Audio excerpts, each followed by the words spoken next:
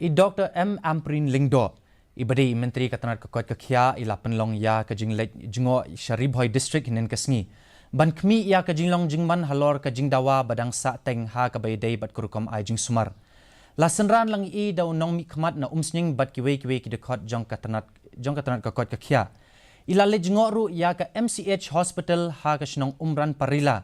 Kabadai ka jaka ai jing sumar na ke benta ki longkmi ki ba armet bat ki khna ya ka ba insaple pat ba shen.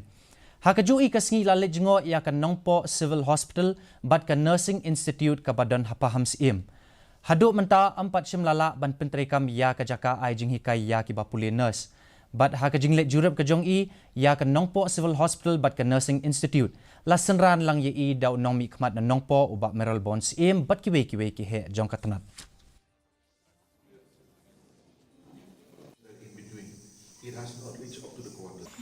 Certain deadlines have been given to various departments like the MECL, the PHE, the water pumping.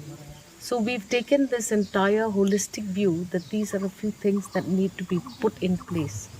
We're going to do that, and we're going to review this matter on the 20th of July, and then we will see what are the next things that we need to do. Kalimpong CM District